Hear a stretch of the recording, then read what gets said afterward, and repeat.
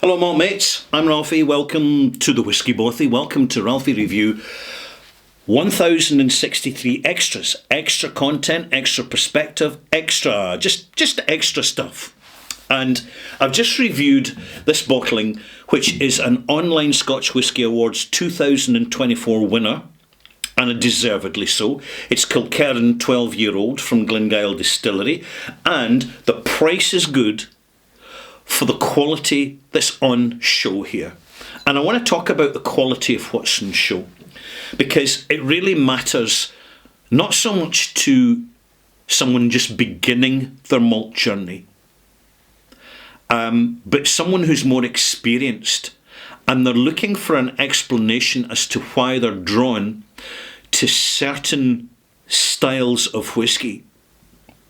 And primarily in this instance, we're talking about the style of whisky which is called integrity delivery. Now, traditionally back in the old days, this was never a conversation. Nobody bothered about it, not even I bothered about it, because I just took it for granted, as one does, being in Scotland, that Scotch whisky was in very easy reach. And as a result, I was spoiled. I was spoiled rotten, and at times I'd overreach myself, and I'd go for a chairman's choice or connoisseur's reserve or whatever, independent bottling of some really obscure single malt whisky, and I just couldn't get it. I couldn't get my palate round the experience because I was trying to do too much too soon. So I'd back off, but there was no harm done, you see, malt mates, because if in doubt, just stick the cork back in the bottle, put it in a dark cupboard away from sunlight, where it should always be stored, and just leave it for a few years. Particularly when the bottle is nearly full. You're not going to get problems with oxidisation. In fact, you'll get the benefits of oxidisation because it will start to soften and round and suppress the edges and the jagginess of whiskies that you get from a freshly opened bottle. And if you've not had that experience, you will. It just happens. So in those days, we didn't think too much about the difference between a standard bottle of whisky and an integrity delivered bottle of whisky.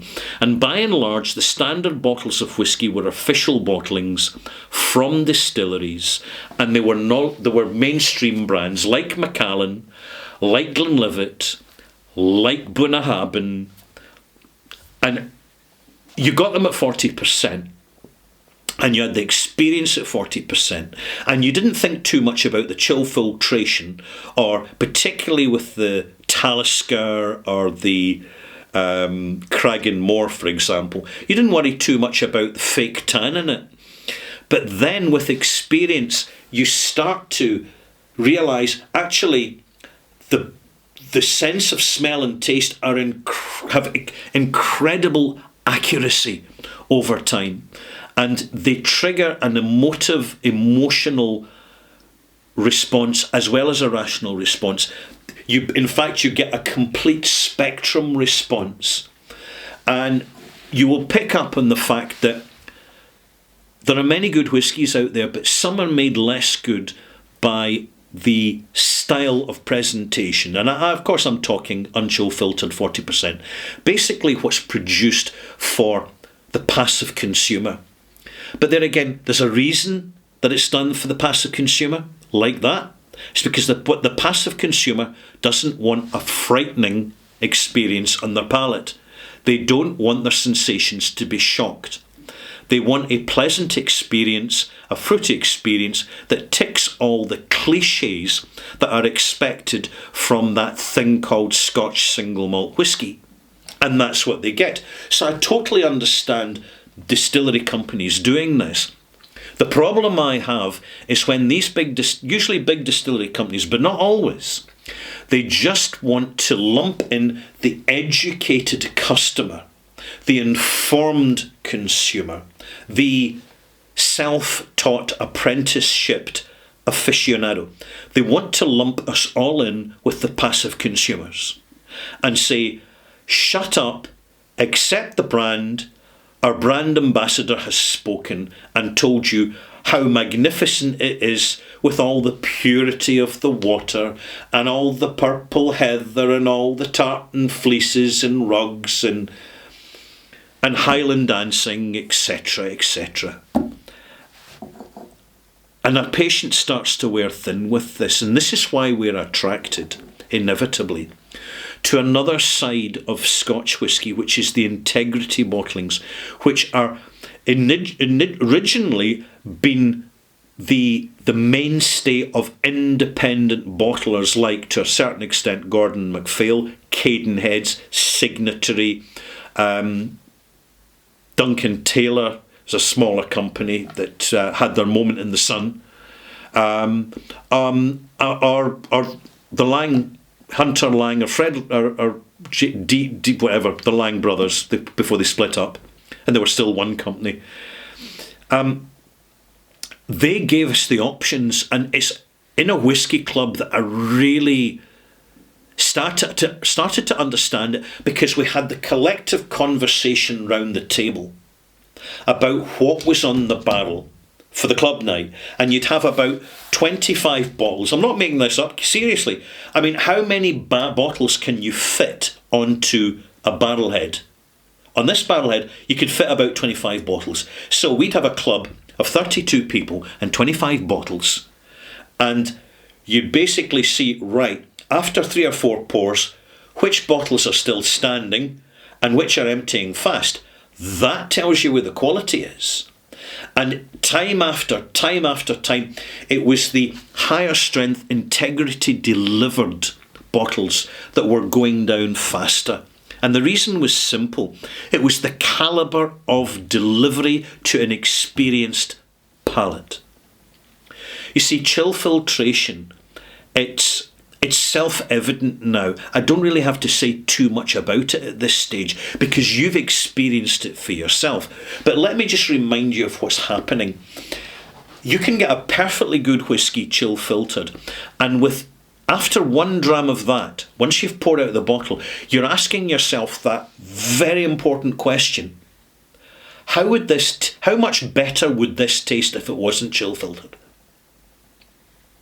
Now, put this in the context of the blatant lies being delivered from within the Scotch whisky industry, that chill filtration does not affect the flavour of whisky.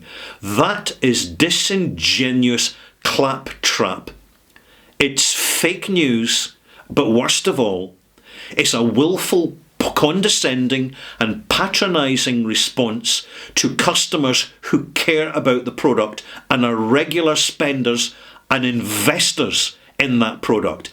The whole culture of this is so wrong, and we're seeing it change right now because of economic uncertainty here in 2025, as the entire Scotch whisky industry holds its breath and says, whoops, do we have to recalibrate how we deliver our brand to market?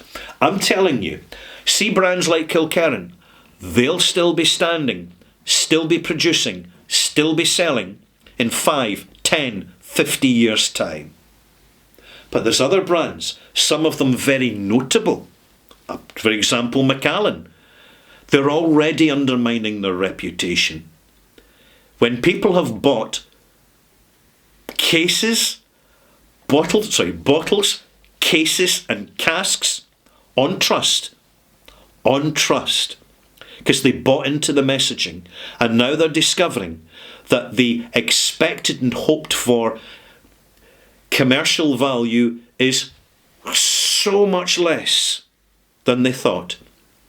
This is going to create brand aversion, and that brand aversion is already affecting and influencing drinkers of Macallan, who are, as I come back to what I said earlier, they're looking at Macallan chill filtered, and they'll deny it, allegedly, maybe, possibly, that they add colouring to their whisky.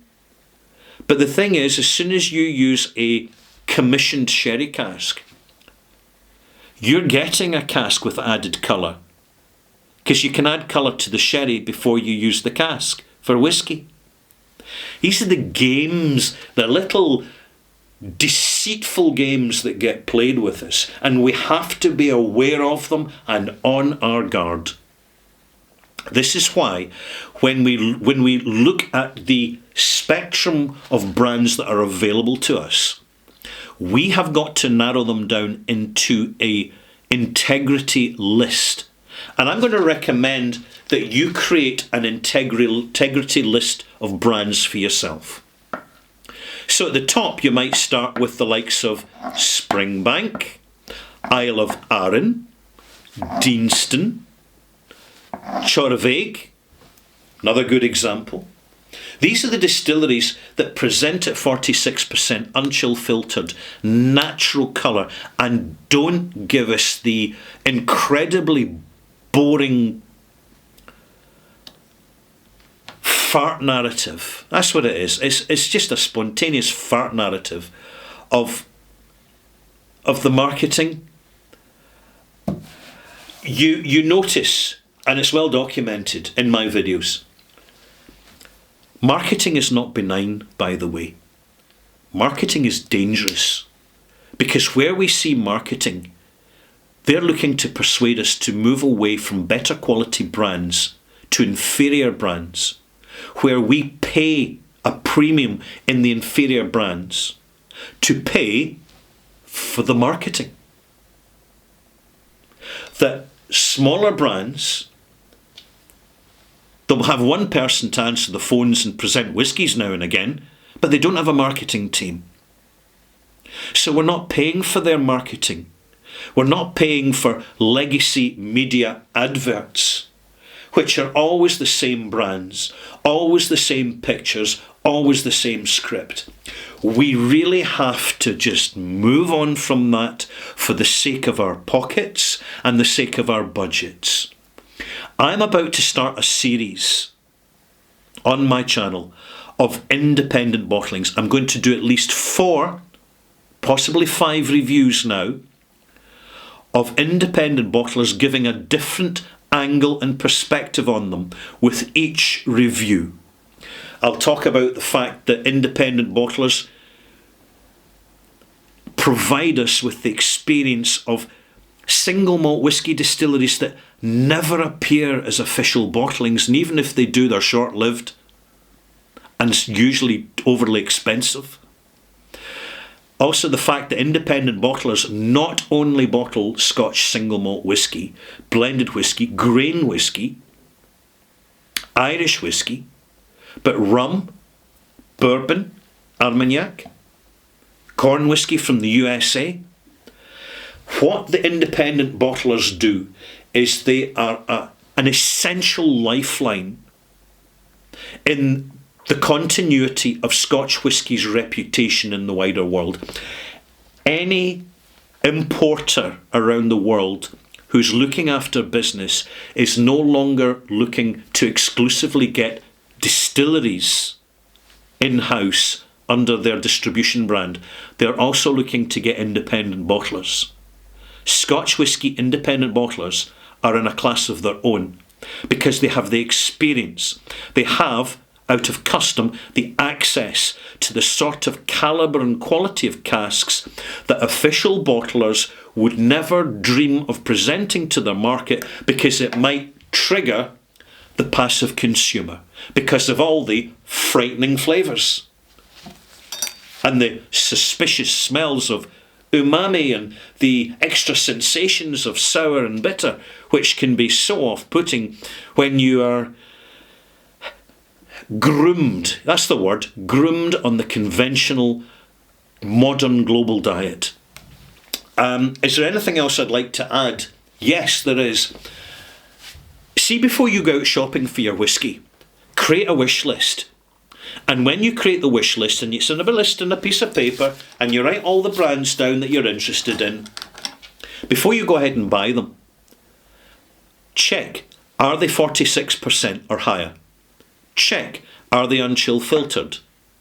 Check, are they simply presented without pretension and without BS to the market in superfluous, unnecessary presentation and packaging, which is designed to hook in tourists who are open to the bling and without being aware of the premium we pay for that packaging and then the taxes on top that we pay for the packaging.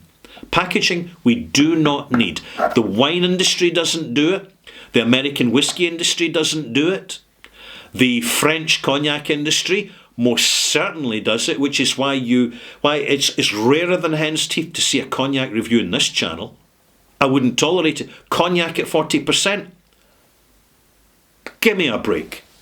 Never, just never. I will never pay the premium for the most overrated, under-delivering presentation of what is in fact an authentic and phenomenally good product. And yet I think this is the way the Scotch whisky industry wants to go because of the lack of visionary leadership. There you go.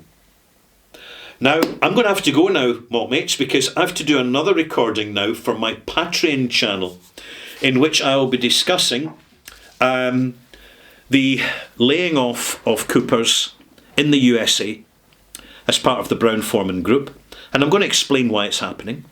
I'm going to talk about Margaux, because Margaux had a problem trying to source her Scatterbrain dark cherry vanilla whiskey.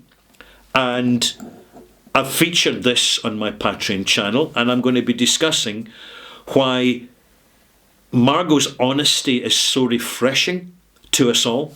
And I'm also going to talk about the year ahead, what we're going to see, what new brands are emerging, and what we're going to be looking for. And there we have it. Thank you for watching. If you haven't subscribed, there's still time. It's only the click of a button away.